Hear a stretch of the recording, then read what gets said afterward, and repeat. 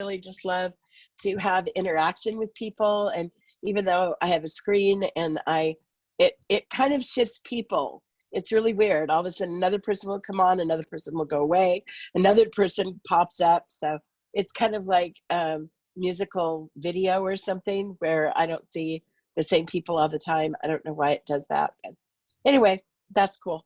But I like to see your expressions. I like to have you participatory. So if you have a question, and I know that you like to write it in chat, I can't read it because if I put my glasses on, I'm going to have to be right next up to the thing. And I don't want to do that because you don't want to look at my nose. So it's much easier if you just unmute and say, ah, and that's the way I like to interact with people. And shake your heads or go like this, or, some sort of animated way that I can see if you're not understanding or you are understanding, or something like that. Because that's how these conversations that I have, and I like to call them conversations actually more than classes, because I'm not one that writes out a class. I have a topic and I work with the class as an energy to bring in the information, and that is based on response a lot. I have a outline in my head on how I want to build it, but sometimes it goes a different direction depending on what the needs of the classes are. So really each class is segmented towards the people that are participatory. And even though they're up on YouTube and that's a recorded thing, it's still going to reach the people it needs to reach. So that's, and then again, I'm going to repeat, I teach in a circle, it's called circumambulating, and the circumambulating is not linear. I was taught by the elders, and, yes, I have a master's degree, and I don't know how in the heck I ever even got that, because I don't do linear. It's just not how I work. I work in a circle. I don't work in a linear line. And so even my thinking and my organization is like that. So I usually have to have a linear translator to sit down and put it in linear form for me. So I'm teaching you the way I was taught was oratory, and really getting it out there. And so to understand this type of teaching is not what you normally see, or that if you're trying to follow a linear line, it may be a little harder for you. But I'm finding more and more the way I do this, I'm finding the reason why my ancestors taught me how to reason this way, and why my mind has gone differently as I've lived more like this more and more. And so I wanted to mix it up because we've been teaching more in the cosmic realms, and also a lot in the Native American tones, with some Egyptian overtones in the cosmology. And so I wanted to really bring in a little bit of those Celtic roots that I have. I am Celtic. I am primarily Scottish and Irish. I was adopted at birth, but my father, my adopted father, is Native American roots and teachings, and my grandmother was white, and they were married, at the turn of the century and all that kind of stuff. So that brings that roots to me. But the Celtic roots are something that I very much enjoyed. I took my first Celtic classes in 1975, and my mother's family is very, they grew up as spiritualists, and a lot of that spiritualist came from Lilydale, New York. And there were actually, before that, the training, my grandmother on my mother's side was from Michigan, but her parents were from Isle of Skye. And so my grandmother was known in the community as the psychic, She was known as the Druid. She did a lot of her work, and a lot of people came to her for healings and that sort of thing. So I don't talk about my mom's family. And again, this is my adoptive mom family. I really don't have that tie lineage to my birth parents. I know who they were. They were the Johnson clan. But anyway, this is work that I've done. I spent my my youngest son, Ryan, went to school at Trinity College in Dublin. And he set me out on a trip to come to the UK. And we decided, I had a bunch of Marriott miles, and I basically got to Dublin and we opened up the map, and we took all the points I had for my Dublin miles from flying around for FES, doing my trainings and stuff. So I had all these thousands of miles. So we picked up in a map, we found all the circles and all the Druid circles, we found out all the stone circles, and then we mapped the nearest Marriott property to it. And we did this entire tour of Ireland and Scotland. And we packed up a little car that we rented, and our backpacks, and our ice chest, and off we went. And we had some of the most extraordinary times, which I really, really enjoyed. I did a bunch of work years ago this must have been the 90s, climbing the Tour in England and spending time in Glastonbury and studying in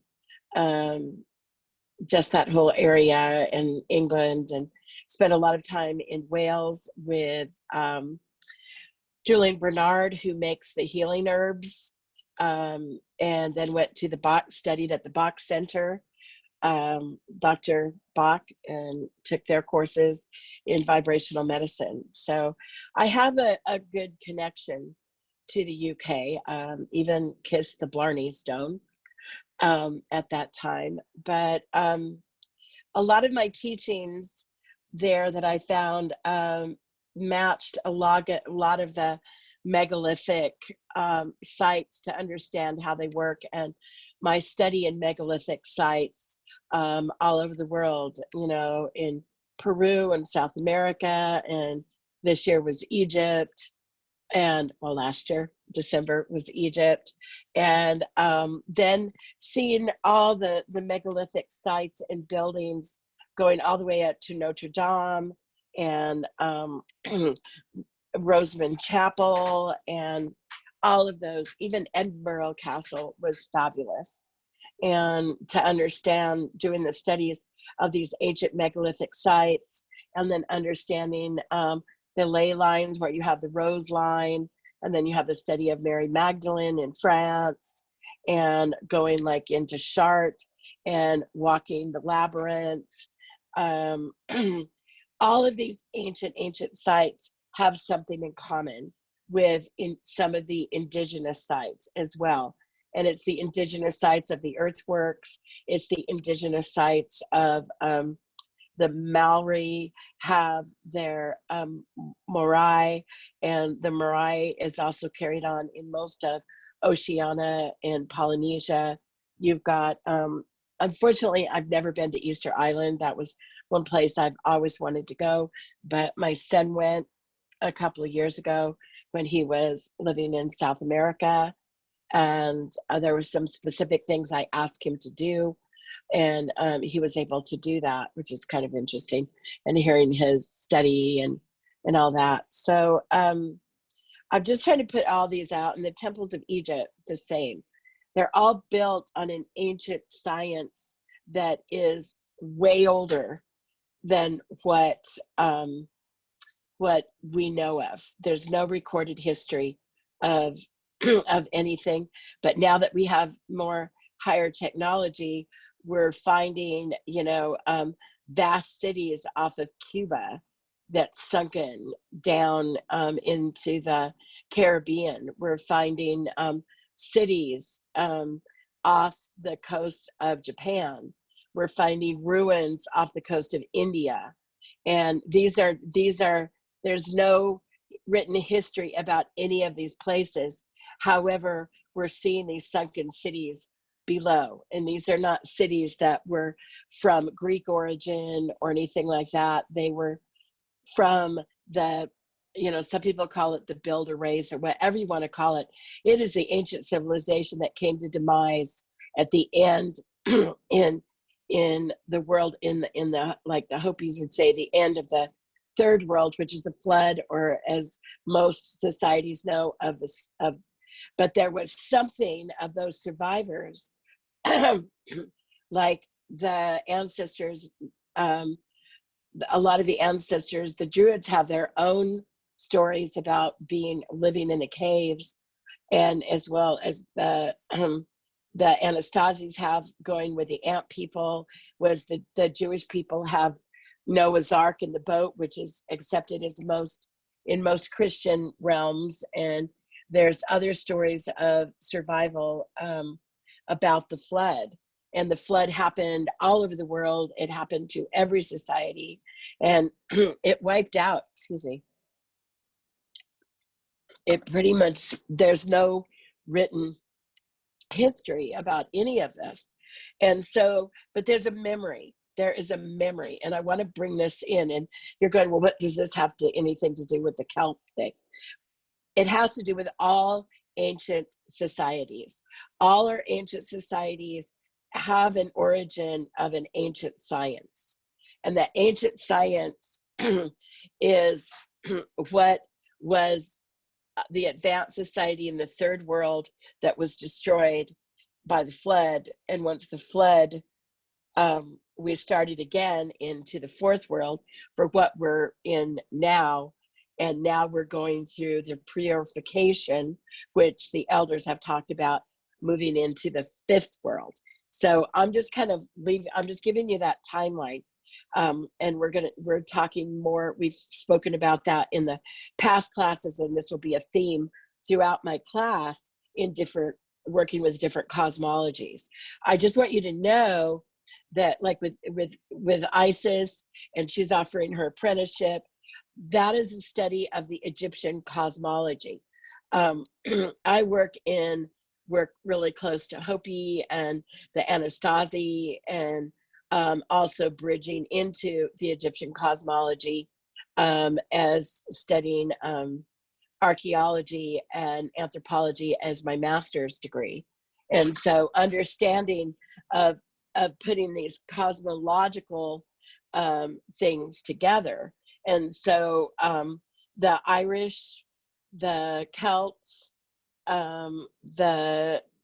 all of the ancient societies at one point or another have a place of origin, and they have a place of cosmology, such as, like, how did the Mayas know to build the pyramids similar to the Egyptians, you know? And we're finding that they're probably much older than those actually existing societies. They were the peak of an ancient world that held a certain way, and then we've lost that. Our technology is taken over our humanity at this point, and so we're being rebalanced. That technology is not a bad thing. It's actually a good thing, but when you lose your humanity behind it, it destroys. And we're in that place of coming into balance with that. So I just want to lay this foundation that there was an ancient science that comes from the third world, that from the advanced society that now we have recognition of, which we're right on the brink of rediscovering and having to change the history as the world as we know it. And it's becoming more and more accepted in academia, but academia is very archaic when it comes to facing new challenges. Most Egyptology, it comes from what Mr. Carter decided. What things did is they took things out of King Tut's tomb, and that became a study of science, and so that became reality. And so there's sometimes these old things that are buried in old core beliefs of what science really is. Academia is very difficult to change that, and people that try to be pioneers in that academic society actually get shunned, and a lot of times their reputations get destroyed by trying to push out of the box. And luckily we have a lot of people pushing out of the box right now. Richard Edward Grant, I really suggest following excuse me, following some of his work in quantum physics. He does a live class on Facebook every day pretty much, and he does the study of sacred geometry, ratio, and form to actually quantum physics to build in. He did an incredible, I did a class with Resonant Science. It was called Virtual Egypt, and so it was in February. They were over there shooting, and so we got live on site with the actual class, and they took everything I experienced in Egypt when I was there, like inside of the king's chamber and all that, and they brought it down into sound and resonance and quantum physics, and it showed the identification of these megalithic sites and the ratios of the physics on which they were built, and then the understanding of how that represents science as far as the ratios of how the galaxy was formed and how that ancient science. And even there was a lot of work of my Da Vinci and some of his work, and actually into Shakespeare, and all of the sacred geometry is built into Shakespeare's sonnets. It's built into the pyramids and how they're built. It's built into the temples. It's built into the Mayan temples, and it's built into the Amazonian earthworks. It's built into the cathedrals. It's built into the stone circles. So it's all over the world, and we're in a place where people are awakening to remember the ancient ways that are actually our new ways. So we're in a circle of remembrance. We're coming into a place of remembering who we were. And the Incas said it best. They said, this is the time where you meet yourself. And meaning, like, we meet ourselves in our technology today, looking at something that was really in a higher technology way before us. So now I will begin. Now that you have all of that, and I know that's a lot to try to put on, but somebody said water. I don't know what that means. Does anybody want to explain water? Question, statement? Okay. Water. Marza? Oh, you're telling me to drink water. Mira, Marza? was it? Yeah. I just wanted to ask you the gentleman's name that did the geometry every day. His name is Robert Edward Grant. Thank you. And I'm drinking water, whoever said that. Thank you. But Robert Edward Grant, he has a group on Facebook, and I am not a math person. I went all the way and took calculus, and I can't remember any of it very much in my days of yore, but I do remember a lot of, but his concepts I'm able to follow. And he's a brilliant mathematician that talks way above my head. But once I understand it in a more cosmological way, it kind of will sit on you. And if you look at it long enough, it will stay with you. So all of these megalithic sites, megalithic buildings were built on what's called a megalithic yard. A megalithic yard is 2.2 feet. So to understand, in temple building in Egypt, it's interesting, and we have the cubit, and then we have the measurement of the Egyptian cubit, and these are all written on the cuneiforms of ancient measurements. And then working with the ancient sites, even what's interesting, that even like Rosamond Chapel is built on a megalithic yard. So ancient temples, so all the way from the Egyptians, this goes all the way to the earthworks, like when we're talking about Stonehenge is built on the 2.2 feet, which is based on the megalithic yard. So when we think of a yard, we think of the measurement of 3 feet. If we think of a meter, we think, 3 feet, that sort of thing. But we have the technology now to go to the ancient way, and we can put it into either the meter system, or we can put it into the American system. But we're understanding what the Egyptian cubit versus the biblical cubit, versus our yard, to the meter, to the megalithic yard.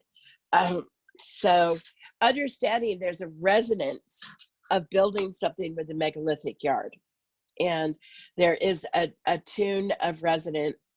I learned this at Dolmen, because Dolmen has recreated a lot of the ancient sites at their they have different places around the certain valley near Turin, where Dolmen is, and they were able to recreate these specific sites.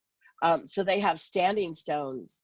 It's called the Baita, which is their where they do their oracular work, and they've recreated something similar that looks like Stonehenge. And they've also recreated another, and these are giant standing stones. And this is where they do their more private work. And then for the visitor center and the visitors area, they have the area which most people see to the public. They have another very large stone circle that's built at their main greeting area.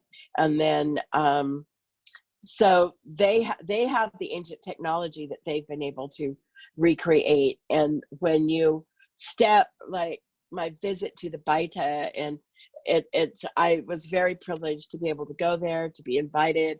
It's not a place that even many of the Dolmenhurans that live there aren't even allowed to go there. So the elders were very good to take me there and to see this technology.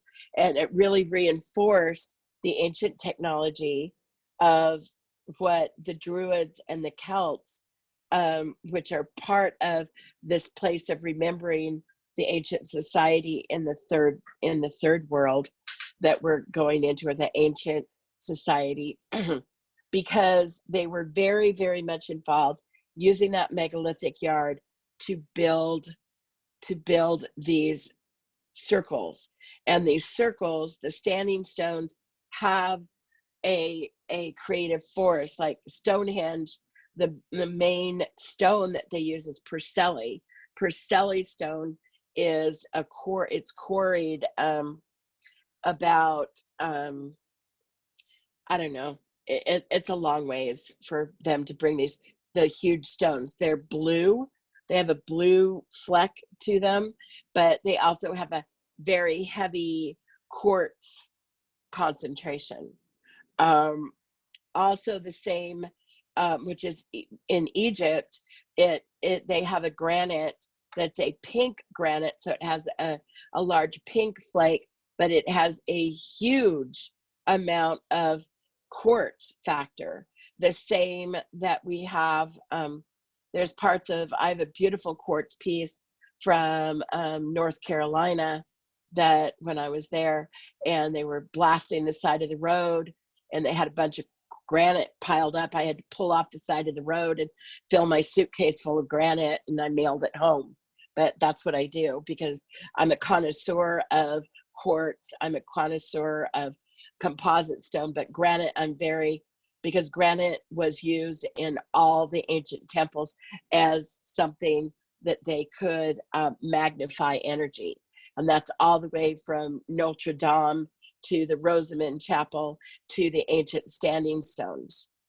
The other reflect that we have is called it's called Archaeoacoustics, and this is something, it's a fairly new recent study over the last, probably really coming out in the last 15 years, but it really being way more defined in the last 5 years. And now we're able, we have ancient hieroglyphs we're able to read because of the Rosetta Stone. We have ancient ways of looking at temples and looking at things, but now people are studying frequency, and they're understanding that to turn on these ancient temples and to turn on these ancient sites, they were turned on by frequency. And now there's a lot of study of going into these temples and studying in archaeoacoustics, studying on how do you turn on these ancient sites? How do you turn them on? Finding out that Stonehenge has its own resonance. People that know me and we've done more work together and stuff. I hold the door. The door is a resonance chamber, and it's an ancient site that the ancient Anastasies worked with, and the ancient songs that I was given are actually the frequency and tones that open the doors or turns on the archaeoacoustics of the energy of this place. The Grange in Northern Ireland is a little interesting place, and it's built mostly underground, and it's mostly underground, but it has light shafts, and those light shafts are always at the summer and winter solstice. And you'll find that pretty much all over the world, that these inner sanctums of these ancient temples that are still around are usually the ancients. They go with the path of the sun, and their measurements are usually within the solstices, and winter and summer solstice. And that has to do with the renewal factor and also the gradient factor of working with stationary lines. And that's another class I'm teaching. So we won't have, I'm not going to go into explain that right now. So there is a couple of, there's the Druidic way, and there's also the way of the Fae. And the Fae are the best way to describe it. In a shamanic world, we have lower, lower, middle, and upper world. Please excuse me. We have lower, middle, and upper world in most societies' cosmology. And in that cosmology, we have the mystics, and then we usually have and the mystics can either be master teachers, and they'll be in upper world. They'll be like what we call spirit guides, or the prophets that have lived this earthly plane, and they're still going through their own existence when they pass from this earthly plane, but they stay in middle world to help burn their own karma and also to learn, and they also reincarnate back into an earthly plane. Then you've got lower world, and in the lower world there are the unicorns, and there's the trolls, and there's all of that goes along with the mythical creatures.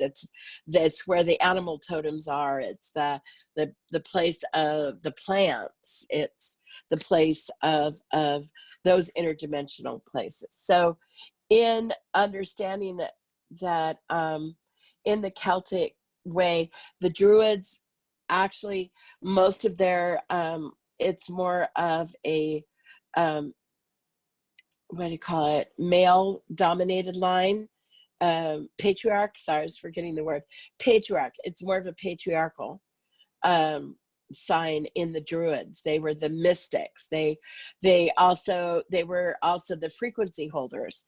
They did a lot of the activations in a lot of these, like in they were the ones that they were known for their harps, and they were known for their lyrics, and they were known for their singing.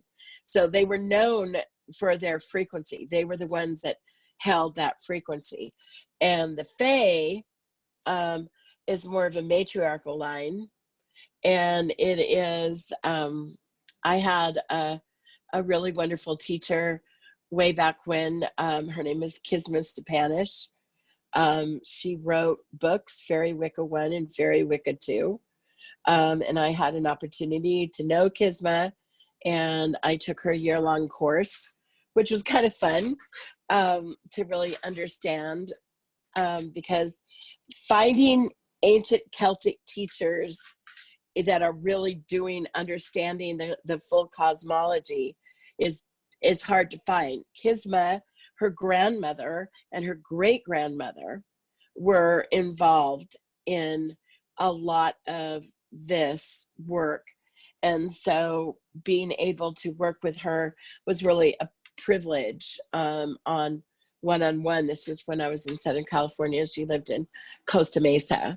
And then I moved up north, and I drove down to Los Angeles once a month for her class, because I wanted to continue studying with her. So yeah, Pam said she's moving back to Dublin, which is home for her. So I've studied both the Druid, and I've studied the Fae. My own family from my mother's side is that more in the place of the Fae, although they have some Druid cosmology that's involved in it.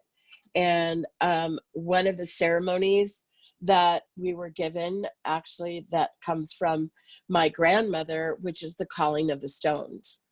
And that's what we did before we did the oracular work. And I used to sit with the oracular work with my grandmother. When my dad died, there were some papers missing.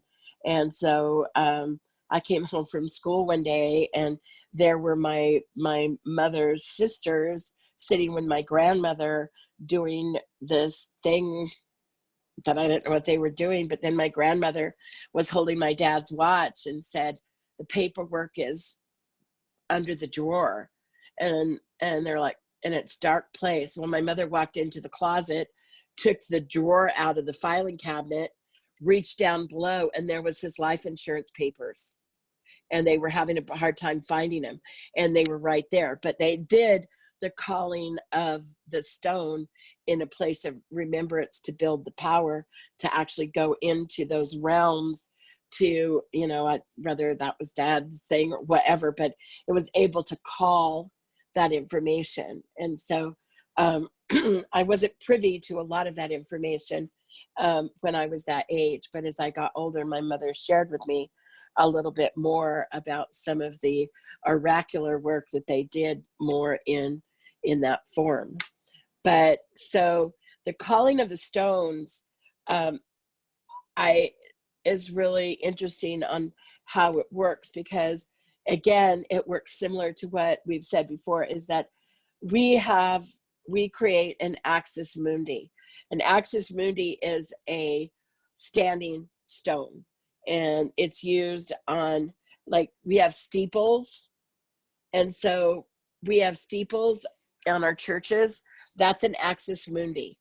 It's not just up there because it's a lofty thing to do. There's actually a reason for it. And then we also have the temples in India. They have a 76-degree, you'll see them there, the way they're conjugated going down. that, or corrugated is the better word for it. So that is a 76-degree temple. And even on the Morai, in the Morais, they have standing stones on the Morais. I was trained in the ways of the temple in Hawaii, and that temple training in Hawaii on the heiaus, and I was trained at Hikia Heiau on the Big Island of Hawaii by the kahuna nuis of that temple platform. And what's really important is to understand that that axis mundi creates the energy that comes down and moves up. It's a conduit, and they have what's called a kane stone, and they put their altars. So the ancient standing stones were used in almost every ancient culture, that when you stand them up, there's actually an electrical current that takes place. And in that electrical current is also the opening of interdimensional space. And the reason I brought up Robert Edward Grant is he was able, they just reopened the Bent Pyramid. He went inside. They found out it was an F sharp tone that activated it. We already knew the study that I'd done before. And then he didn't know that the Great Chamber was also in the pyramid was F flat. So he did the ratio, because the period, the way it's bent, he did the calculus for it and found out there's an interdimensional, what's called a Planck field, by those physic ratios that actually create a greater EMF source of magnetism. And so it's working with the ley lines of the earth. So understanding that these standing stones are ancient ones, the Celts, they understood how to build these stones in a megalithic way that created an electrical charge on the ley lines that they were built on to create and go out into a more subtle energy grid. So it's like stepping into a magnifier that magnifies potentially 10,000 more times than just standing by yourself doing something. So within the stones themselves, on the composite, the way they're made, in the way their relationship to each other, and in the way that they work, the ancient priests and priestesses of both the Druids and the Fae were able to use these spots on Earth. The Fae, in their teachings, they use standing stones, but they use a little bit more subtle energy than some of the Druidic forms. And the Druidic forms were mostly the ones that used the full standing stones. And the Fae would be able to come and use the energy that comes from that, but it was the Druids that kept the standing stones, to understand that. And it was the Druids that knew how to use the music and the tones to activate the stones. I teach a class here, some of you have taken it, Earth Wisdom, and we are lucky that we do have locally, we do have a Fae, a place of the Fae, that is an interdimensional portal. And it's located up in Lake Tahoe, and it's actually in the back of a campground. And we've done our vision quest there over the years, but I also take the class and we spend time in this place. And the Fae work more in nature spirits. You're going to find that they're going to work more in natural occurring circles, natural occurring nature spirits, that they're able to call and work more directly with the elementals in a more raw form.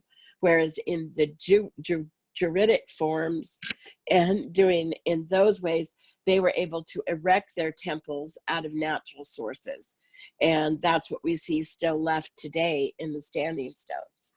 So it's important that if you're, depending on which sect you want to work with, that's important too, because each one, we have more ability in our lives to work more directly with the nature spirits, other than us going out to a field trying to erect a standing stones and do our work. Although that's possible.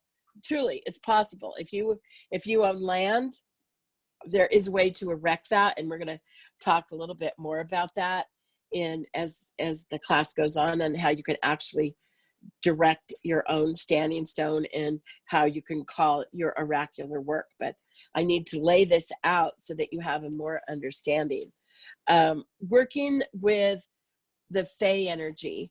The Fey energy is an interdimensional energy. Like I said, it's more of lower world. It's more of the we call them mythical creatures. They're not mythical creatures.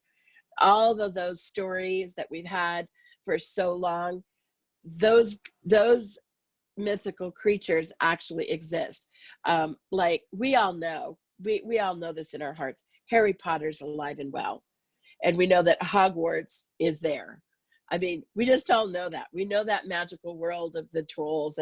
And even though we look at them as such imagination, there's a basis for that. And if you've studied any of Joseph Campbell's work, to understand that a myth always has an origin of truth. And to understand that all of those stories that we have.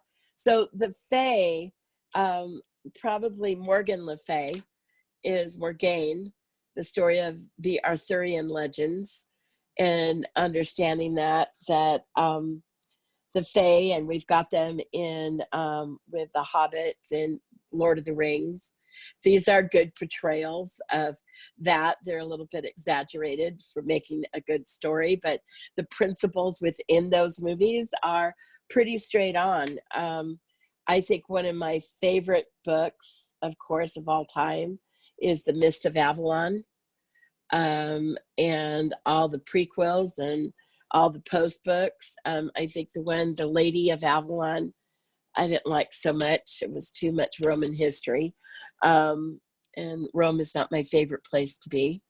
But to understand that place of bringing that in is that all of these, whether they be the Fae or the Celts or the Druids, they're all basically sharing a theme, and their theme is to be able to channel power. The theme is to be able to articulate tone and to open up interdimensional worlds using those type of subtle earth energies and working with the elementals. In the world of the Fae, there's lots of myths about people finding a Fae tunnel, or they fall asleep in a field and they wake up and they're interacting with these beautiful women, these beautiful creatures. They're tempted, they have just a whole adventure, and then they come back in the world and it's 100 years later. And so this is definitely stories of interdimensional space and being in places of thin walls. When working within a natural Fae area, these are things to be cautious about, because time slips. Our normal time that we have here on Earth, like right now, it is 3:50 in time. If we're sitting here, it could be 5 hours later that you become cognitive if you're sitting in one of those time warp places. And this definitely happens in this place in Tahoe that I'm talking about, because we've had people, I send the students out with these warnings. We work with a lot of the nature spirits there, and I have to really keep track of the students. We had one young lady that was not more than 30 feet away from me, from where I was sitting. I was just sitting out of the zone and let everybody go, and I know where people are. We couldn't find her. We didn't know where she was. And we were an hour and a half late leaving. And I was just like, oh my God, I've never lost a student yet. And what was interesting, she had fallen asleep behind the rock 30 feet away from where I was sitting. And she was in just a trance. And she, after we found her and we heard her story, she was in the world of the Fae. And she was surrounded by different personas that gave her some teachings. And that was exactly the warning that I had given people, is don't fall asleep, you know, be very cognitive that you're anchored in this world and that you're not drifting off someplace. So when you have these kind of time slips and you're in this place of nature, there's a way of working with that field. There's a way of working between that shield and being in here, is that you always make sure that you have like a piece of obsidian, that you have a piece of granite, that you have usually a dark weighted stone with you. It's important because that keeps you weighted, your body weighted in this world, while you do those interdimensional doors. And I know that some people have a time when they're near these places, they can't stay grounded. And there's a lot of these places actually in New England. I've spent a lot of time in New England, and a lot of the bogs that are close to that are in Massachusetts or in the Berkshires or up in the Appalachians, it's down in the Adirondacks. Ipswich Bog, wow. Ipswich Bog is a perfect place of the Fae. And that area is just amazing. And but the thing is, there's a natural large standing stone circle there, and I don't really know how natural it is because it doesn't look natural. It doesn't really feel natural. But when you talk to the rangers there, they're like, oh yeah, it's always been here like that. I don't think so, because we find stone circles in North America. We find them up in Nova Scotia. We find them along the Michigan coast. We find them mostly in the New England area. And so there was probably some sort of, it makes sense because there was probably some ocean journeys. We know the Vikings were over there. So it more or less the Celts probably came over too. And so this would be someplace where they would have built a standing stone temple. And it's in the middle of Ipswich Bog. And my daughter and I spent quite a bit of time in this area hiking. And the interesting about the Ipswich Bog is that it is set up primarily like Glastonbury and that whole area where it has the inner circle with the outer circle, and it's got three large standing stones. And the standing stones, two of them are arced. There's probably missing some, but two of them are arced in the north and the south positions that would actually measure the solstices. And so they're sun marked, what I call the sun marked. So I've gone back several times, and that is one area where I'm able to actually do the oracular sun rites and be able to call the standing stones in. And so it's really important when you're working with these type of energies that you work with that solstice linings, that you line up those solstices. And most of the greater earthworks that we have locally that we can get to that are based on that, one of the closest one, again, I'll say Chaco Canyon. But if you are on the East Coast and you're able to go, it's right there in Ipswich Bog, and it's a natural standing stone. Portal. that's right there.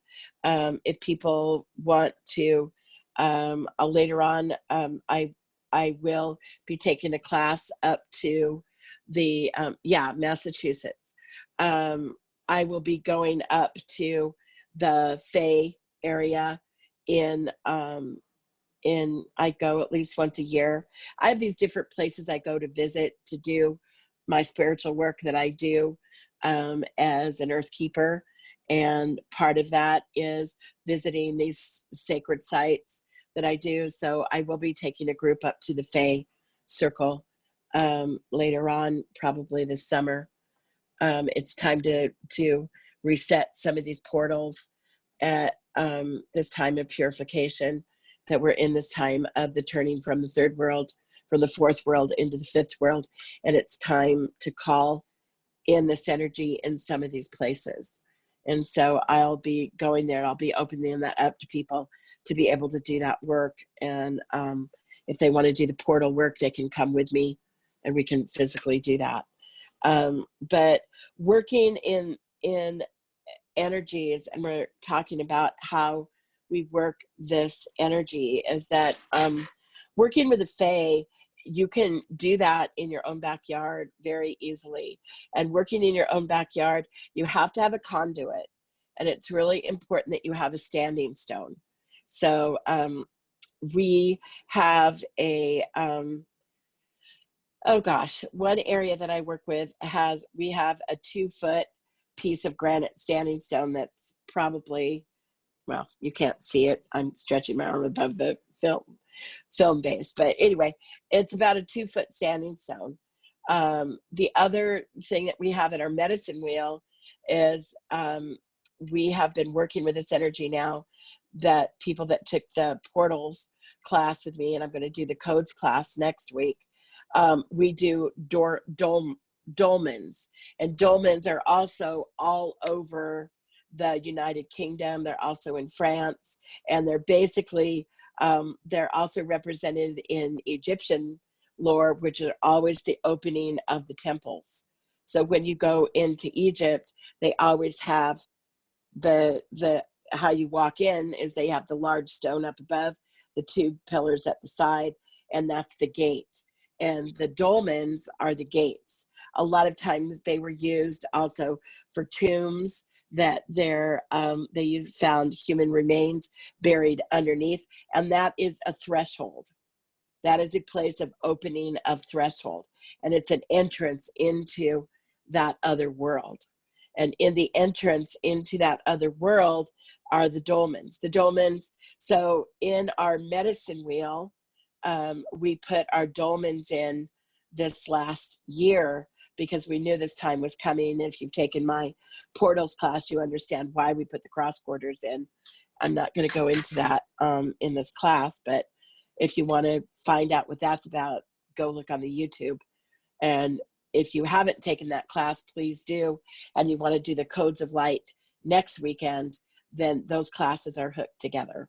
But the dolmens, so to go back to the dolmens, they're an opening, and it's a gate, and it's that gate between the worlds that you're entering sacred space. What is the class name? The class name is the first one. It's called Portals of Light. So that class, to go back and review it, it was a 2-day class, but we merged it into one YouTube, and it is called the Portals of Light. Please take that, because it is a prequel to the light codices, and I'm gonna teach you the light codes next week, which actually go with that work with the Portals of Light. So if you're setting up that, it's always good to set up an axis mundi. I use a pyramid basically for my axis mundi that I can get into. That's also works like a standing stone. And then I also use stones around me. So that's how I do my work in my house. Okay, thank you for putting that up. It's also, but in my backyard, I have a standing stone. And that standing stone is the axis mundi that gives that torsion field for amplifying my energy of working with the natural elements. And so when I'm doing that work, I will sit next to the standing stone to help elevate my energy back and forth. It really, really helps. If you are doing interdimensional work other than, so I use the standing stone to amplify energy to all three worlds, lower, middle, and upper world, but I also use it to expand my energy out when I'm working with this axis mundi and I'm sitting next to it. So even if your stone is only this big, it doesn't have this big. Sorry, I'm trying to stay within the filmscape. Even if it's only a foot high, that's fine. It needs to be of like a granite. It's important, or it could be a crystal, but it's better to use more of a earth-based stone, meaning it's not, well, all stones are earth-based, but I'm just saying it doesn't have to be a hoity-toity crystal that you paid a lot of money for. I'm just saying that a lot of these, if you go look at these stones in, like they have the stones of Karnak in France, I mean, that's miles. And when you walk between them, you could feel yourself radiate. And most of all of these stones are some sort of granite base. And so it's good that you have the silica base of the quartz in it. So make sure that it has that. And so when you're working with that, it's helping to call in the nature spirits. Nature spirits tend to, the elemental spirits, nature spirits, whatever you want to call them, they tend to congregate. Kind of like, I think a good example of this is that I'm a diver, spent years and years surfboard diving, things like that. And I know in the tropical waters, like in Hawaii, there's these massive logs that come across the ocean, these big like ebony logs that fall in the ocean from Indonesia, things like that. And they come across the ocean and they float out, they get up into the currents next to the islands. And all of a sudden you'll see all these fishing boats congregating by this huge floating, I mean, they're massive. And in that, all the marine life are living underneath these, there's like tons of fish because they're drawn to the energy of the tree that's floating in the water. It's very odd to look at that, but it's kind of the way my my teachers have told me about, is that if you create a portal or you create the energy, then the natural energies come to co-create with that energy. So if you're studying within the Celtic form, if you're using the form, and it's not even the Celtic form, it's the ancient form of congregating the nature spirits, then you would use a standing stone. And if you have an opportunity to have more than one standing stone, usually they're in a circle that the solstices or the sun points are measured, and that's where, so if you're going to do a circle, look to where the sun is rising, and you have to be there at sunrise. And it's best if you're going to do a permanent circle, that you mark it with the solstices, but that takes a year's walking. So one of the rituals that's kind of goes across the platform here is that you find it in North America, you find it in South America, you find it in Egypt, you find it in the Celts, you find it in all the kind of major religions, is that you pick a point of origin, which would be like your, let's say your northern solstice. And so when you walk into that place of working with that northern solstice, that is your point of entry. And then you walk the reflection of that, you walk that whole half year, then you mark the summer solstice, and that becomes your point of exit. And then you walk your cycle of descent. So you have a cycle of ascent, which is from the north or winter solstice to your summer solstice. Then you have your cycle of descent, which is from that winter solstice into, the summer solstice into the winter solstice. So those become a way of walking with the sun. It's actually an old Celtic initiation of, you were initiated at that point of winter solstice. And then you were building and building your energies and working your world into manifestation, and working your world into learning and gathering your power.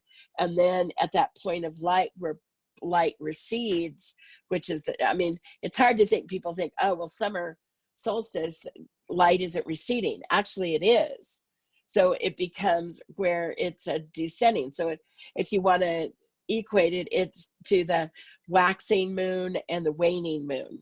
So the waxing part of the sun is the first half of the year, and which is the part of winter and spring. And then at summer and fall are actually our waning seasons. So in that waxing and waning of the solar cycles is how we use the power. So that is called the initiation of the sun. And so working with that initiation, you don't have to wait till winter. People were also initiated into the summer at summer solstice, but they also use, and in the Celtic forms, they used, and I'm not here to confuse you, but most of the Celtic forms, they use the cross quarters. So I wanted you to understand what the cardinal directions were, which is our cardinal directions in the way that I work with it, is that we've got east, south, west, and north. Our cross quarters are the waxing and waning of the season. So a quarter is 12 weeks long. That half of that is going to be 6 weeks long. So we have the cross quarters are the 6 week marker of the quarter. Is everybody getting this? Can I see heads?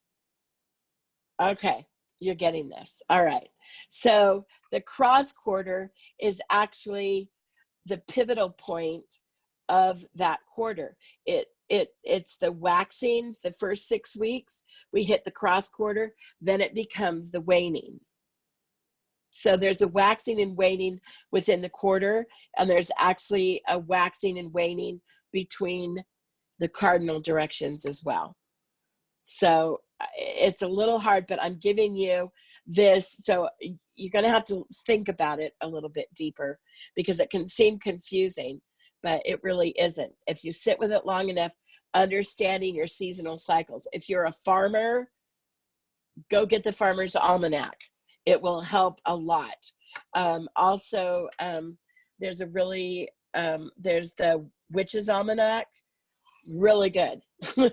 Witch's Almanac is also good because it throws a lot of the more of the astrological signs. The other one that is also the one that I use the most is called the Stella Natura. And the Stella Natura is the biodynamic calendar, and it has all the astrological signs on it, but it also has earth, air, fire, water. And it's boiled down to each day is what is the earth day, what is a leaf day, so it tells you the actual. And so the biodynamic calendar is much more efficient for me, and it's called the Stella Natura. You can find it online. Just Google it. It's worth it. So the reason I'm giving you all this information is that it's really important to understand that working with these elements and working with these standing stones, and that's rather you're working in a cathedral, that means if you're working in the stones, if that means you're working in a pyramid, if you're working in a temple, all of these factors have to be played in, because any magical work, any medicine work, medicine circles work on the same premises as a temple. It's their points of light and it's their points of direction. In the Celtic form, the standing stones was the ancient, was their ancient form of the temple. And in that ancient form of the temple, they would erect these stones. And so within the stones, you do that oracular work depending on how your point of the sun is. And the point of the sun, even all the way into Hopi. And what's interesting in Walpi, in Hopi, they have a circle and they have a standing stone. And there's standing stone, within that standing stone, the solstice points of sun. They call it Flower Rock or Snake Rock. It's where the original snake dance took place. They have what's called Wutyas, and there's stones within another standing stone within the plaza, and the kivas are placed around it, and in the middle of it is the Sipapu, which is the lower, middle, and upper world. So in Hopi, in Walpi, is the exact same thing that's standing in Stonehenge. Exact same thing. It just looks different, but everything is measured in the same. And there's the entry to lower, middle, and upper world. But you have to find your position of the sun.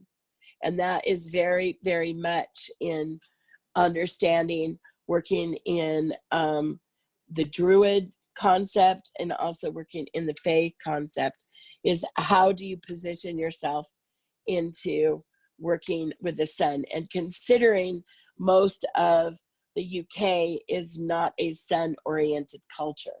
However, because it is, I mean, it's cloudy, it's rainy, there's a lot of that going on during that time. And so it does have points of sun, but all the ancient temples in the UK are built actually as sun temples. And like once a year, at winter solstice at the Grange, there is a point of light.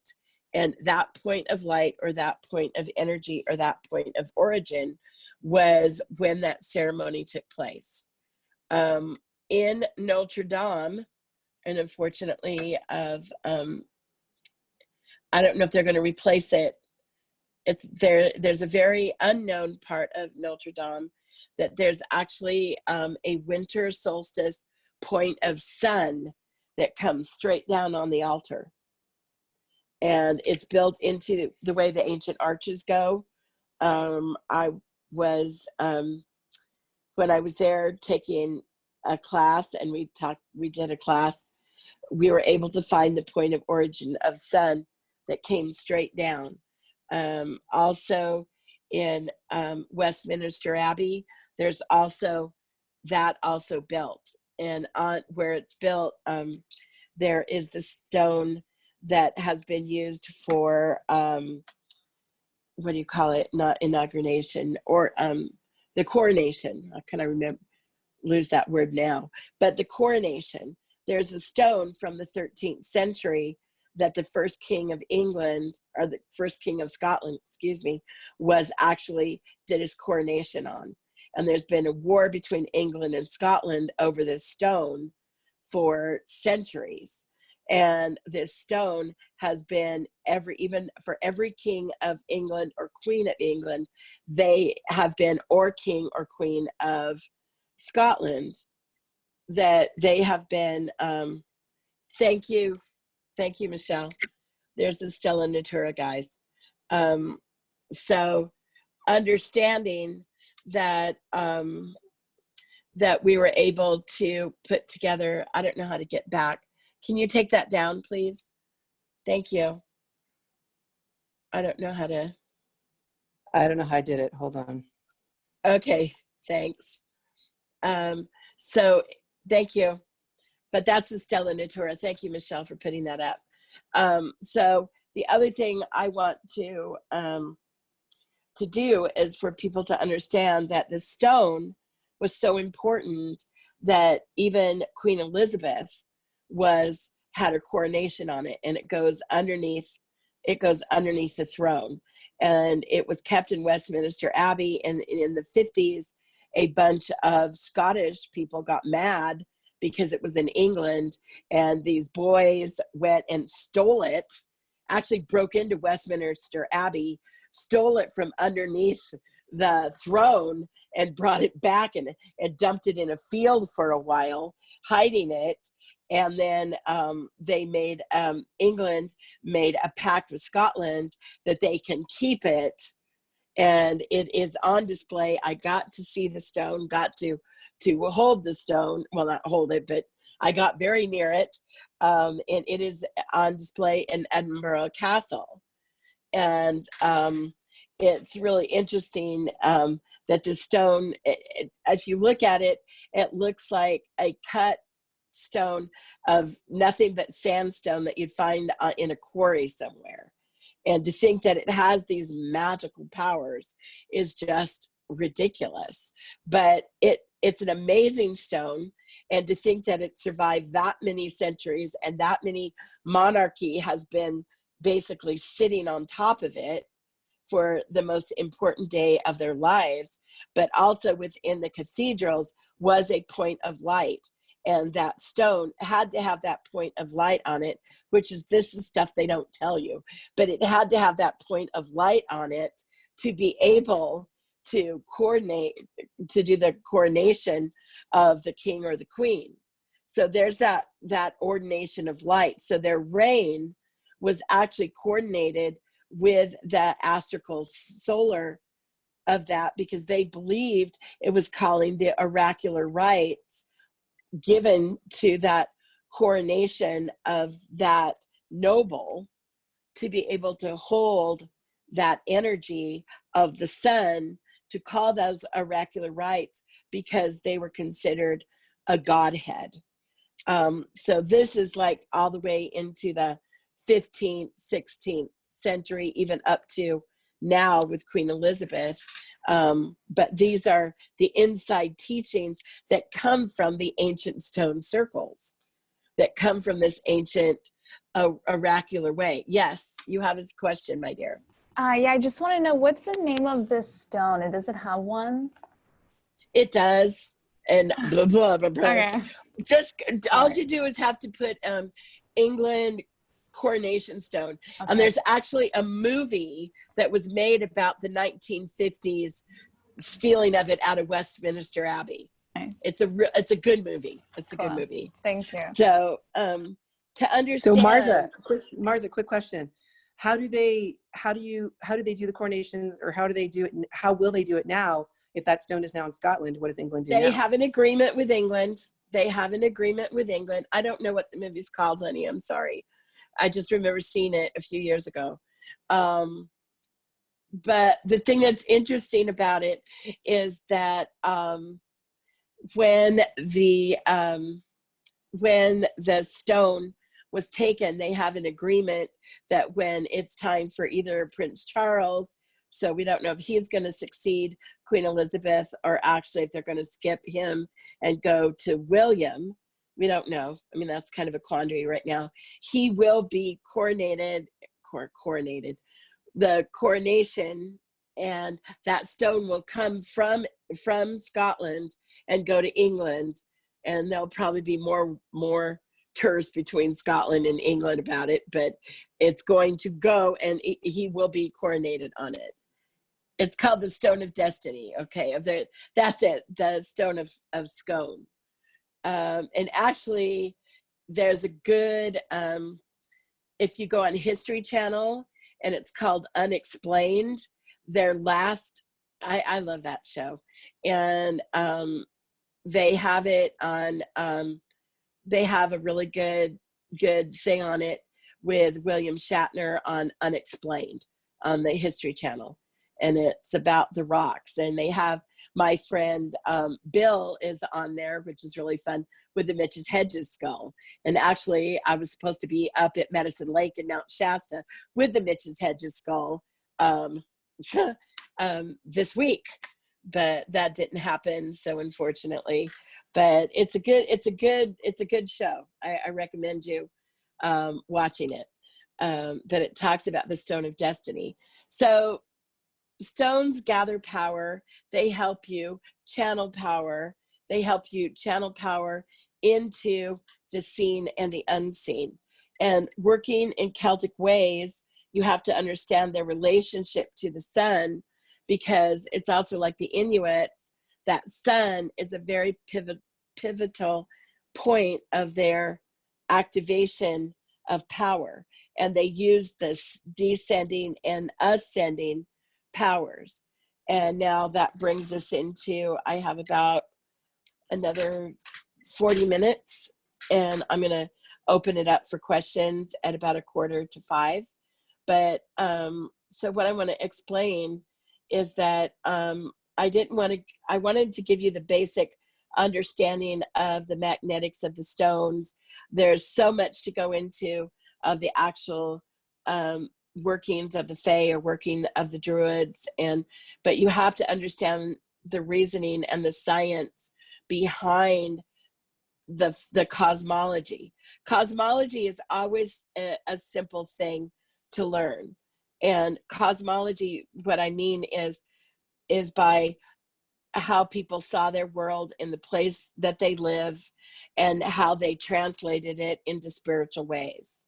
So there's different cosmologies all over the world because the people have a different view of the universe where they live. How their relationship to earth and sky in England is different than the people in Egypt to their earth and sky. And where I live in Northern California, my relationship to earth and sky is different. Growing up in Southern California, my relationship was different to earth and sky. When I moved up here, I was in Northern California. I had a very deep depression when I first moved up here, especially during the winter months, which it still bothers me. I was born in the desert. I relate to the earth and sun. And my sister just moved up here. We just had a distance dinner together. She sat out on the sidewalk and I sat on my porch, and we had dinner last night. And we were talking about that because our origin or a point of light is different. And since she's only been up here now a year, she's had deep depression because of her relationship to the sun. And we both count the hours when we change time in winter.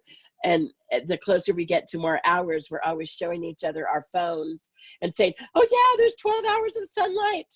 And we're really excited about it. So I orient to the sun just in my own being. And I'm finding right now my orientation to the sun is really off because of being inside so much. And the thing that I've really found out is that also because if you do the Portals of Light class, you'll understand that I'm working with I was in a conversation with a Hopi medicine woman this morning, and she and I were both commenting on our sleep cycles. And I'm not going to bed until 4 a.m. and I'm sleeping until about noon. And I am finding that most of my work is between 12 a.m. and 4 a.m. I'm in deep, passionate, resonant work. It's also when I'm doing sending out my other work that I do with individuals or the world or whatever. So between 12 and 4, I am physically awake working and also working. And then I go into the dreamscape. So my sun point is off balance, and I'm having to go to the medicine wheel, which is about a 20-minute drive for me. And we have the Dolmens, and I've been working specifically with the Dolmens in our medicine wheel because it's really important to understand how you originate to the light. So within the realms of cosmology, you have to understand that those Celtic ways are based on how their relationship to the sun is and how that comes about. It's also cosmology is brought in by animal spirits or nature spirits. So like the Aboriginals, they have kangaroos, they have all the marsupials, which are very strange animals, only oriented that continent. And they have a southern hemisphere. And so their cosmology is very different, but yet it's built on the same origin of how the sun relates to them. In Egypt's religion, which is really funny, the ancient Egyptian religion is very much, it's like the Judaic religion. They're very, very put together in so many ways, except the Judaic religion is monastic, whereas the is more I don't remember that word, but anyway, more it's the god and goddesses, whereas the Greek, the god and goddesses. But anyway, it's still that same point of origin. That's why the Ptolemaics were able to marry into the Egyptians and carry that same, like Cleopatra. She was actually Greek, but she was a pharaoh of Egypt. And the reason being is because they have the same point of origin. Whereas my time working with the Anastasis, working with the Hopis, working with all that, their religion is very, very, very similar to the ancient Egyptian religion.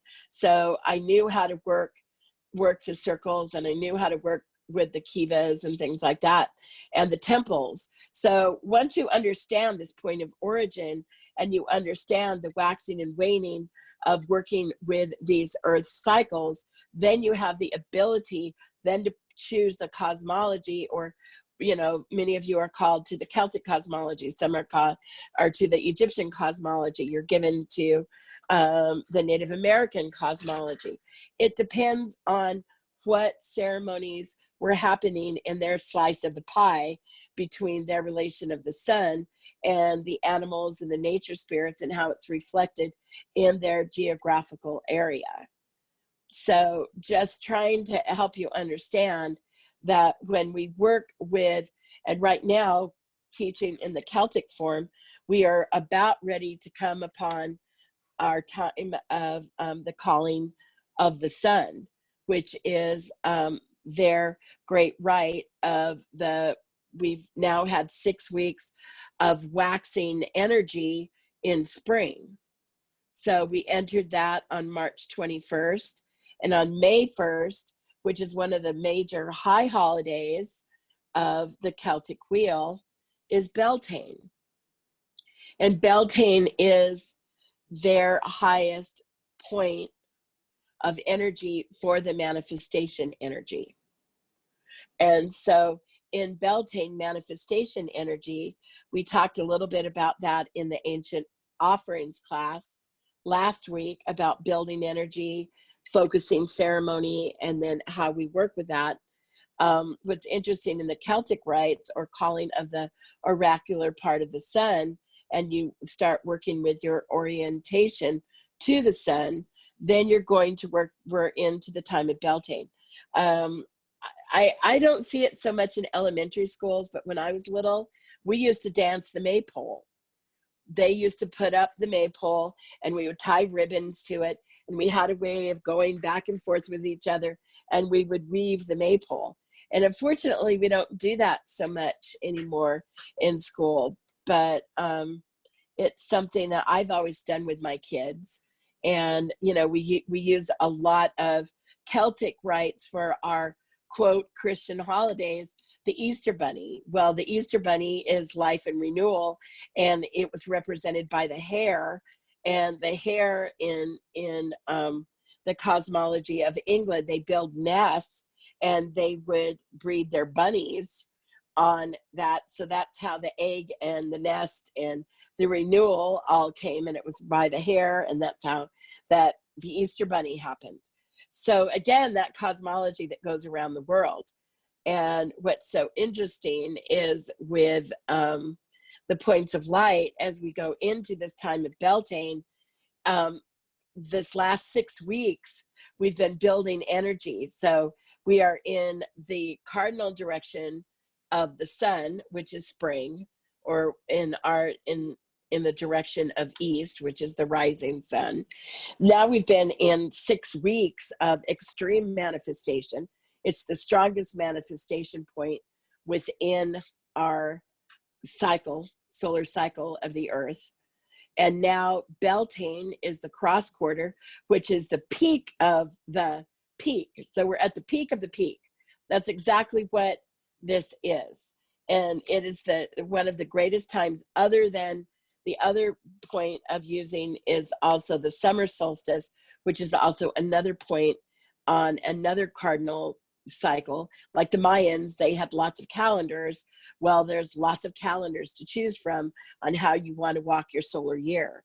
But we are now working with the cross quarters more than the cardinal directions, just because, and if you take the portals of light, you'll understand. I don't want to repeat myself. So it's important to understand, choose your point of origin on how you want to walk your solar wheel and do your magic work and your oracular work according to that. And I love using, it feels really good to be back using the cross quarters as a point. And the reason, anyway, I won't go into that point. It's just that right now, because of the purification we're in with everything that we're going through now, it's better to go using for me, the cross quarters instead of the quarters, because I need to have that natural waxing energy for my point of entry versus not using it, because right now our cardinal directions are not as affluent as they used to be. They're dimmed down. So I need to use all the energy to build behind me. So that energy of that waxing energy of that sun, that waxing point is Beltane, or May 1st. And so when I get to that point of the solar calendar, the Celts, one of their main, it's called the Great Rite. And their time of Great Rite was they would build a fire at night, and they would call in all the energies of everything they wanted to call in for. It was a fertility rite, but it was the fertility rite not only between people, but it was also the fertility rite of their spring crop, of what they were going to harvest in the fall and what would sustain them during winter. So it was the peak of their manifestation. So if you're looking at wanting to really manifest something in your life, if you're looking to really want to change something in your life, then that day, at that point of that cross quarter, Beltane is that time for you to prepare to do that ritual. And it's that time to call yourself in. It's time to gather whatever tools you're going to use. It's that time to use the power of the stones. And like I said, find some good granite stones, or find one standing stone and start working with it now. You've got a week. It's not a lot to charge a stone, but I'm telling you, well, you can't go out and buy a crystal now anyway. Probably order one online, but it wouldn't get here in time. So don't do that. I mean, go on a walk and find a rock. That's all I can say. Do your social distancing, whatever the heck you want to do. But I'm just saying, go down to the river that people that live near. I see Diana. She's saying, and she's been doing tremendous work with the Bear River and the Bear River Fund, and really trying to save the Bear River. And thank you, Diana, for all your work. And Bear River, if you live in the Auburn area, beautiful place to walk, and it has tremendous stones. That beach down there at Bear River, tremendous stones. Drive down 20. There's if you drive down Highway 20, Yuba River, there's an incredible just stone quarry, just stones all over the place. And you could park on the side of the road and walk down. Nobody's there. And just go down Highway 20 towards Marysville, and there's a place to get off. No, not Yuma, Arizona. That's where my dad was born. But no, it's Highway 20 going down towards Marysville from Grass Valley to from Grass Valley to Marysville, Highway 20. You cross the Yuba River about halfway down, like heading down towards Inglebright, you're going to find a road that you can get off on, and you can go down by the river. Huge rocks. And they've got a nice granite composite. Bear River, nice granite composite. And you can get one of them. They're about this big. Stand it, do it on a base. I work a lot with a crystalline. So what I do is that another way I work with my standing stones is that I get Ross's is really good to go to when we can open or whatever.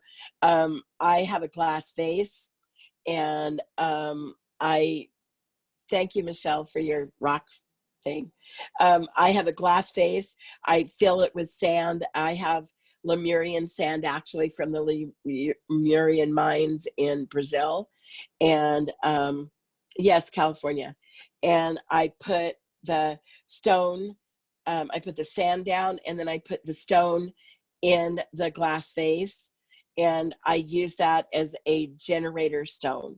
And I use that in my home for a lot of my oracular work. I use a crystal mostly for that. But for my outside work, and especially for working with the sun, and you've all been taking my classes enough to know about the sun transmission, and taking in, my business partner right now had his birthday yesterday, and he's in Mount Shasta. And I was saying, Mount Shasta is known for its rose light. So I get the rose light. So understand that the priest and priestesses of old, no matter where they are, especially in the Celtic form, they would have to gather their light, whereas the Druids, a lot of the Druids would do most of their ceremonies at night because their orientation is a little bit different. And you also have the moon. There's like the moon dances in Mexico, that follows a whole nother lunar cycle. You know, so a lot of people these days, if you're living within an earthen path, you live between the sun and the moon, and you choose, people do the new moon or the old moon, the new moon, the full moon, all of that. But a lot of people don't understand that it can mix you up. If you're following all these different calendars because they're cool, it doesn't resonate with your own circadian rhythms. It doesn't understand. So it's important for you to find your origin of sun. How do you orient? How does your circadian rhythm actually, how does your pituitary, how does your pineal, how is that fed by the sun? And how does that move for you in your world? And then you can put your cosmological ceremonies on top of that, if that makes any sense. And so my point of origin, I know, is a place where I was born, which is the desert. Los Angeles is the desert. That's where I was born. So my point of origin is a southern sun. And I find that, like the Egyptian cosmology, the Native American cosmology, the Hawaiian cosmology, and that's why I go kind of in and out of some of the Celtic rites, because I like the Celtic rites of the sun, but I'm not necessarily involved in more of their lunar cycles deeper into the earth, which was similar to what the Grange was about. And working with the Fae, if I'm working in that cosmology, working with the Fae, a lot of that is also in the more of the lunar medicine line than the solar medicine line. So understanding that each cosmology, so innately to follow a path, you really need to find your solar point of origin within the realms, in the Celtic realms of understanding of calling the stones, is that you're building your energy now in this waxing time. We are now heading to Beltane. Very important to feed yourself with the Beltane fires. If you're into big manifestation, and right now I am, because I'm trying to help a lot of people, and a lot of people are calling, I need to gather as much strength of this manifestation. And I'm working with a team with the Academy of Oracle Arts, and this is the time of their birthing they're going to be birthing their apprenticeship program right there at the time of Beltane. And it's really important to use that time as a waxing ceremony in the highest point of manifestation. So that is where part of my work, which I'm aligned with, it helps me personally, as well it helps with these beautiful people I've worked with for so many years. And so that's how I align myself to do this work.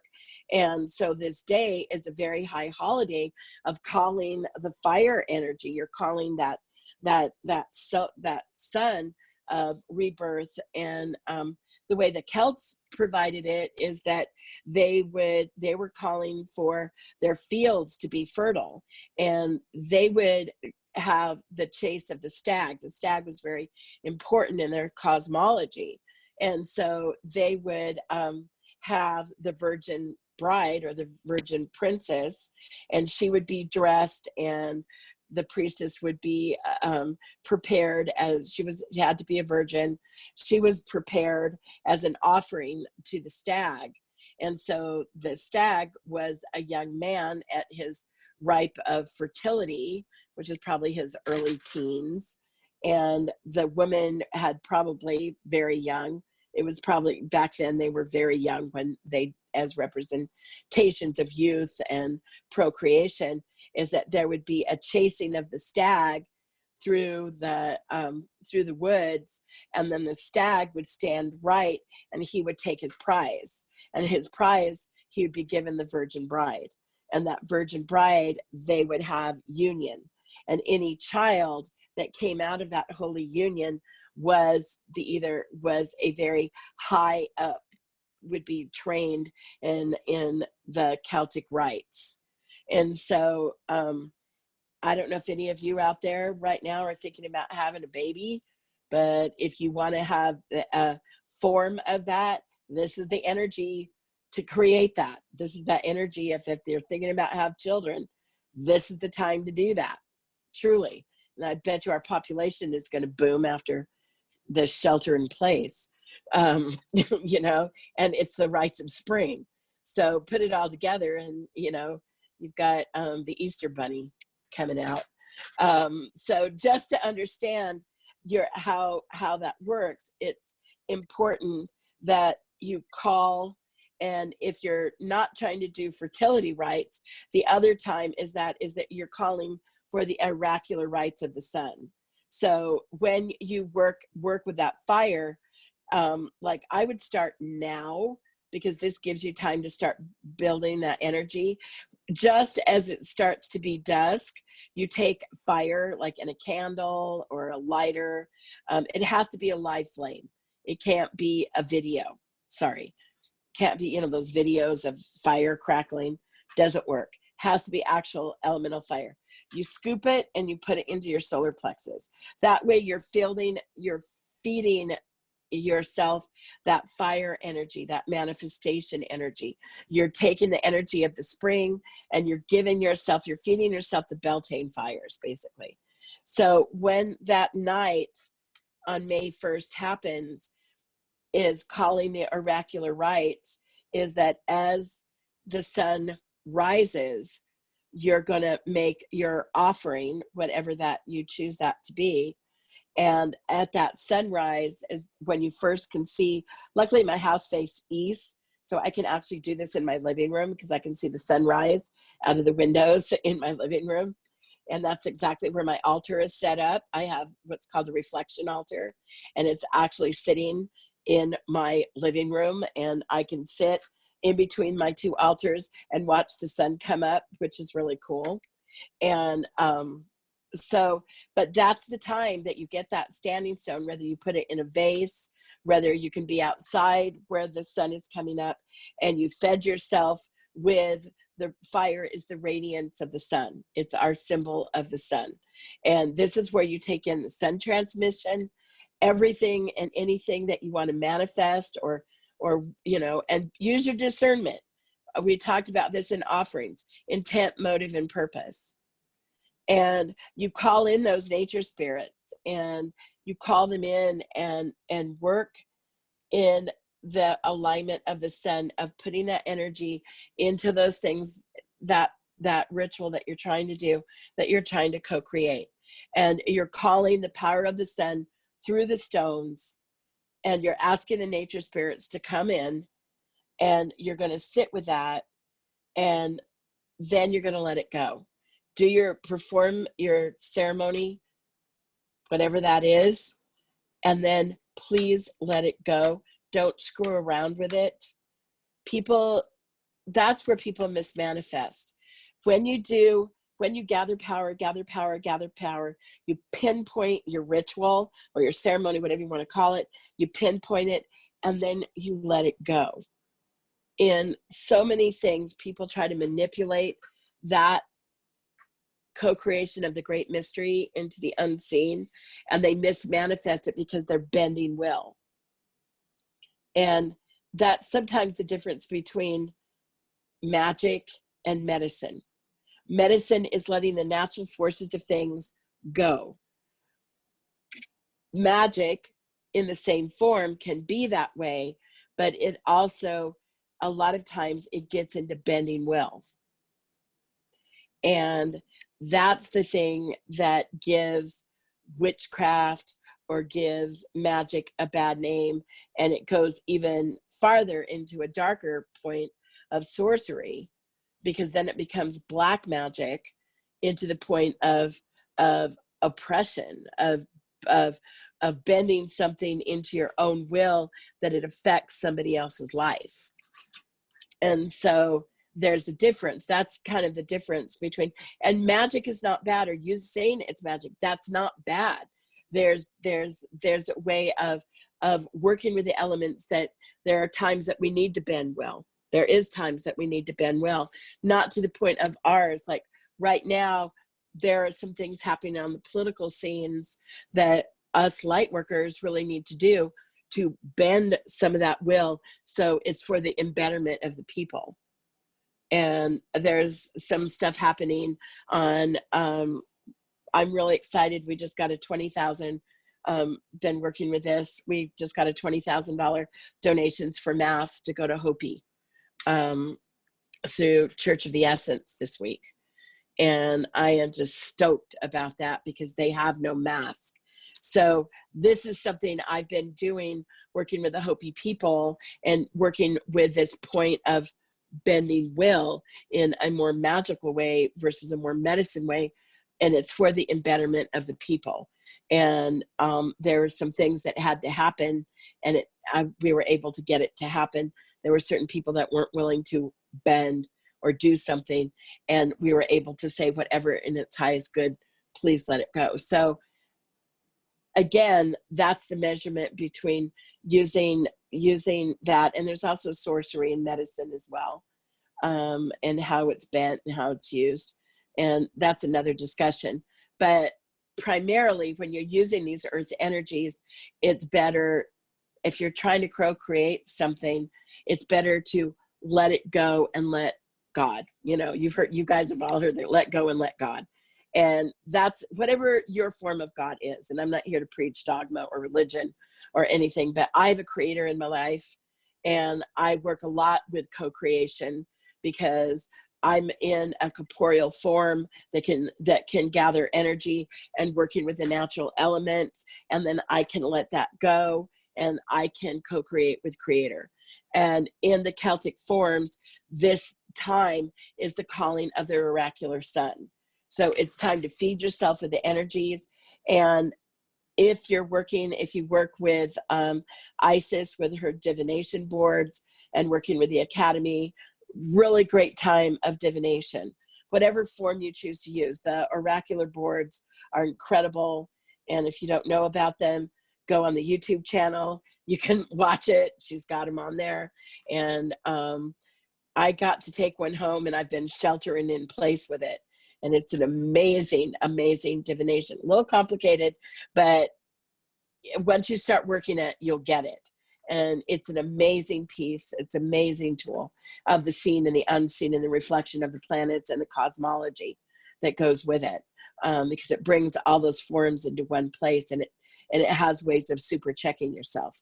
So when you're calling for that, this is the time of tuning into the sun, taking that energy, magnifying it with the axis mundi of the standing stones, doing whatever ritual you want to do for your manifestation, and then letting it go into its own manifestation. And the important part about that is feeding yourself with the sun, but also doing your divination work. Check your intent, motive, and purpose. Check your intention. Is this something you really need? Are you taking something from the universe? Have you given away first to receive? And what is your sharp intention? The sharper your intention, the sharper and greater the manifestation. With all that energy behind you, and you fed your auric field with the fire, you are set. You are completely set to do this incredible work. You're doing the great rite because you are the virgin bride and you are the stag, and you come together because you bring all these earthly elements in your corporeal earthly form to bring all of this together. And then you're able to give it as a giveaway to the unseen, and the unseen would use that extra energy you sent with that sharp intention for that particular purpose. That is what ceremony and ritual is really about the whole time. But it's also collecting, using those powers, co-creating them, and letting them go. Whatever cosmology that you wish to use. But it's called the Oracular Rites of the sun. And right now I wish I was in Stonehenge doing that right. They are much more powerful sometimes in their place of origination. And a lot of the stone circles, I've done the majority of stone circles in the UK and in France, in Scotland, England. I haven't done my own home stones, which are the Isle of Skye.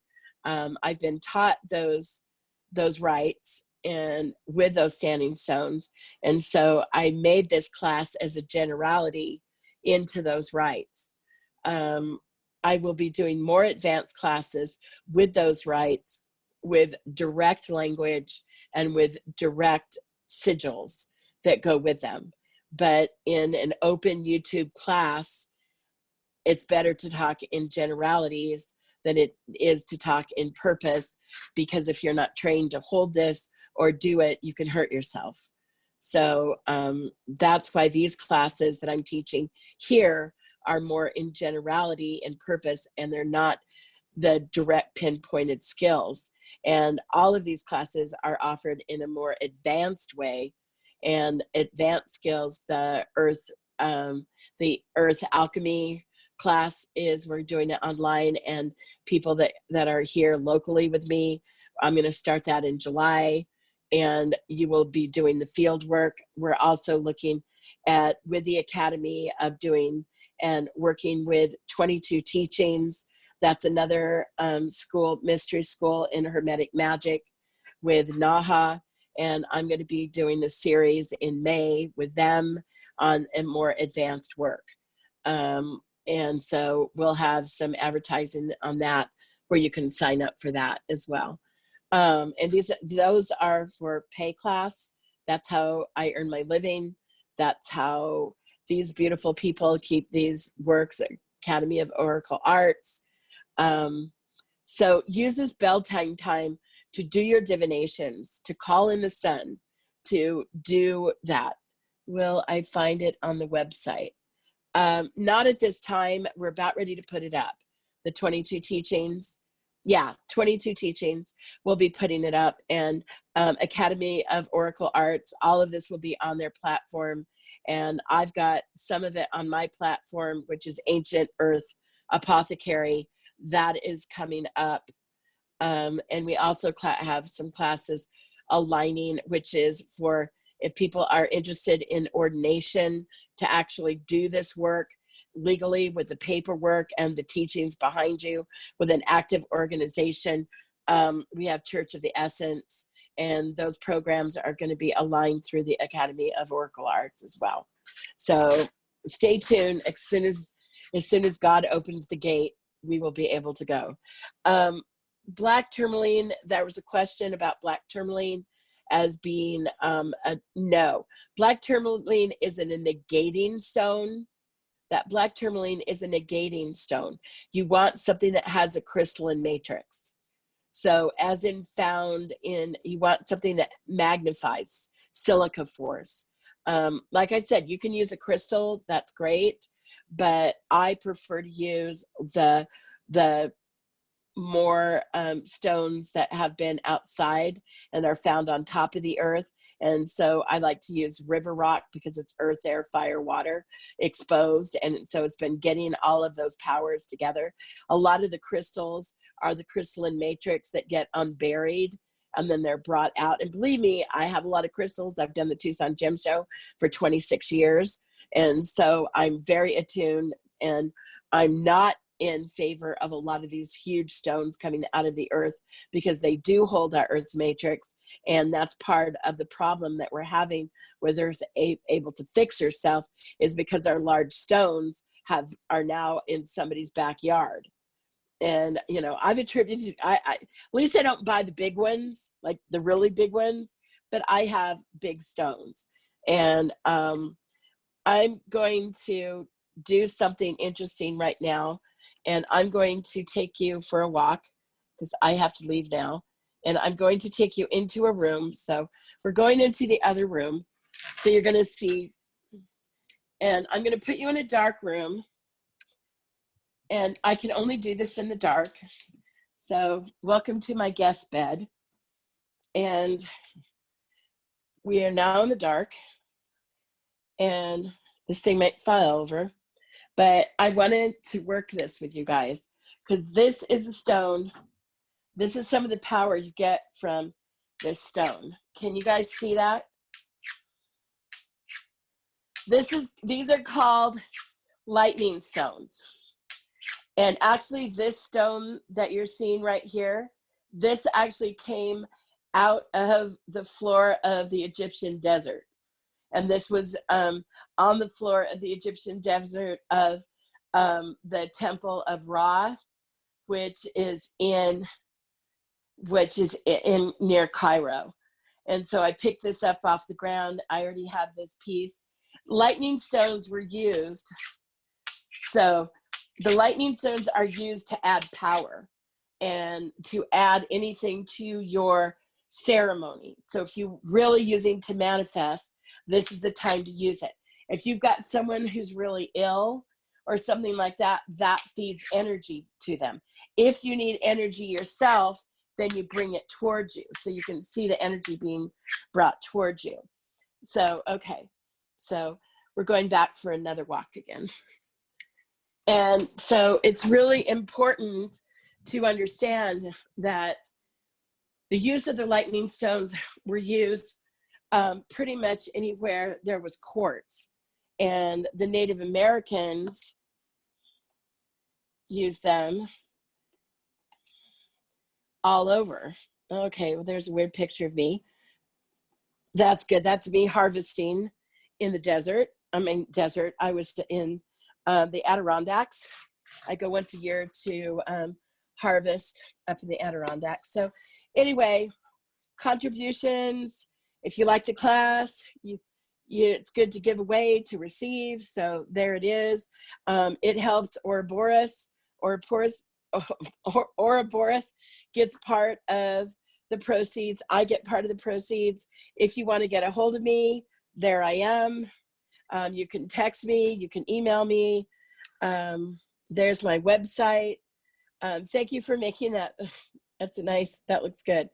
So it is 5 o'clock. I will ask are there any questions anybody has? Questions? Okay. Yes, please. I had some questions about, you said, so the night of doing the fire, taking in the fire into the solar plexus, do we do that staying up till sunrise, or No. sunrise is separate? You can start doing that right now. Okay. Just as the sun is going down, that is the time to feed yourself with that light. It's that time of twilight. Twilight is always the time of magic. It's that time between one world and the next. It's between the worlds. So as you're doing that, it's good to feed yourself with that fire. Perfect. Thank you. And then the other question I have is, so you're saying we can start with the standing stones now. What should we start with the standing stones now? Start with the standing stones. If you want to bring that into your house, then get some sand and get a vase, or get a bowl. It could be a kitchen bowl, dirt, and a rock that can stand straight up. You want to have association with it and start working with it. If you want to do more, you can get a bigger one, put it in, if you've got a yard or something that you can sit in. It looks like you're already sitting in a yard. So if you have the availability of a larger standing stone, then you start working with building power, because you have to understand that everything has a certain life expectancy. Every crystal has a life expectancy, the way it works, but it has to receive energy and give energy. Any inanimate object receives energy and gives energy.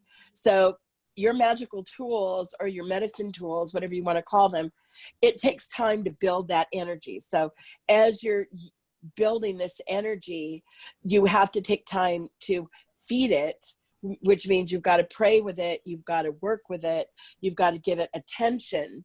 And the longer you give it attention, as long as you're working with it, that will feed it. The more you feed it, the better it will work. And so that's what I'm saying, is that work with it now. And when you've got a week, start feeding as in my other classes, you start feeding your field. Your field becomes more enlightened. You're not pushing your own force energy out. You're using your exact field around you, connecting to the other energy around you, and connecting with the stone, which manifests the energy, which is from earth to sky, sky to earth, which gives you more cosmological power in its place. So, perfect. Thank you. And then one other thing, last thing is, so are you saying that for the Festival of Beltane, do we start sunrise? That's sunrise? Yeah, Beltane is usually it's a sunrise. Okay, It's a sunrise. So you fed your energy, you've done all that. Then when you've got your stone, it's laying your prayers. And that's when you do your actual ceremony. And then you let it go. Okay, and then one other question. Sorry. Go ahead. Oh, thank you. Okay, just one last thing. If I want to see the sunrise, because I can't see it here, do I take the stone with me if I can? If you can, yes. Okay, cool. Yes. Thank you so much. I really appreciate it. Okay, thank you. Pam, you had a question, then Nancy, you had a question. Yeah, so I just had a question, because where I'm staying, I have like a crystal with me. I have a rose quartz and 2 crystals with me. I don't have any, like, I have sand at the beach. Should I get sand at the beach and then put the crystal in a bowl, or should I get the earth? Well, not that I'm telling, the earth is fine. I don't want you to endanger yourself any way or go against civil orders. I have to say that as a teacher on public broadcast. So I cannot tell you to leave your shelter in place, because I don't want guards coming to my door and dragging me off in the middle of the night. So I'm just telling you, whatever you have available. I will tell you now this about making medicine or magic. My ancestors had nothing but stones and rocks, and they built magnificent temples. Whatever you have, I mean, my other ancestors had tin cans from the Calvary, and they cut them up, and they made jingles on their deer skins to make rhythmic music. And they used whatever they had. So be native, whatever Yeah. native is to you. And that is Yeah. to repurpose whatever you have in your homes or around your homes.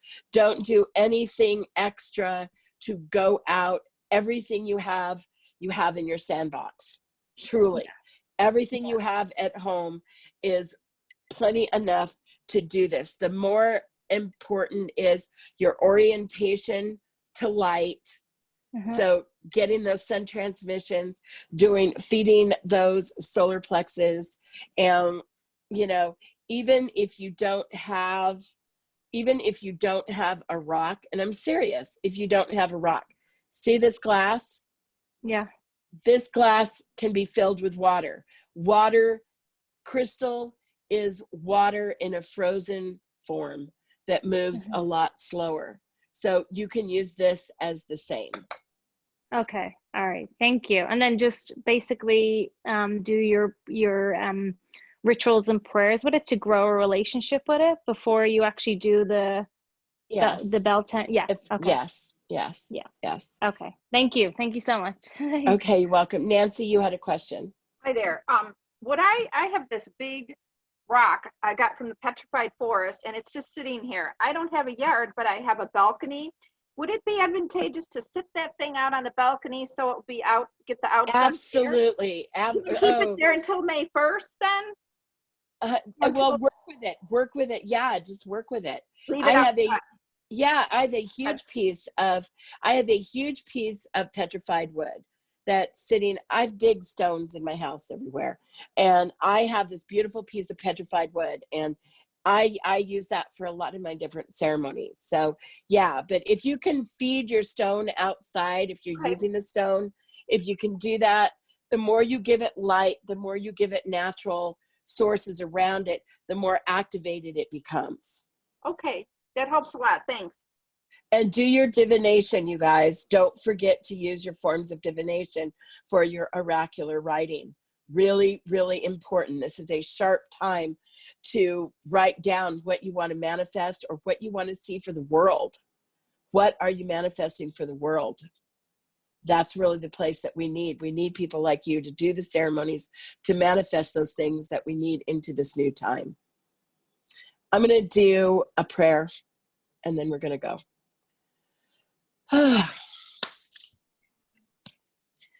Grandmothers, grandfathers, receive our hearts. Creator, hear our prayer. We call you, grandfather's son.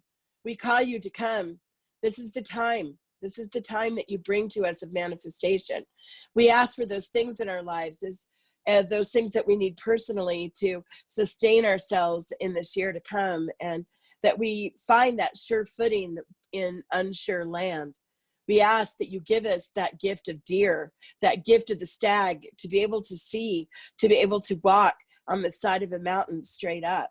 We ask as we walk on that mountain that we are sitting on right now, that we learn to find our path and that we walk on it without falling down, that we have that keen sense of sure-footedness. We ask as we bring that sun into manifestation into our lives, that you'll help us receive those things, not only for ourselves for sustainability, but we create and co-create a place in the world to touch each other differently, to see each other differently, to see each other in a more commonality of love and not in infection. And for those that have crossed on, may they cross over into the great sun. May they cross over with gentleness and spirits. Those that are hurting, may they please hold the world up, and those around them hold themselves up. Feed themselves with the light of the Creator. We thank you for everything you've given us, Creator. And for those that are sick, please help them to get well if that is their past journey. And if it isn't, please gently pass them into the next world. We ask, Creator, as we go through this time of pestilence and purification, that we remember the words of Grandfather Martin. And Grandfather Martin, who's the last Hopi elder, said, please, please come, Creator, hold us tightly within your bounds. Give us your love, and just let us know that we're okay. Ho. Thank you, everyone. See you next week. We're doing the codes. We're doing the light codes and the codices of light. So that's going to be a really, really good hands-on class. Thank you, Sinette. Good seeing you. Thank you, Oh, Marza. Okay. Thank you so much. Thank Thanks, you. you guys. Thank you. Okay. Thanks. Bye. Bye. Thank you. Aloha.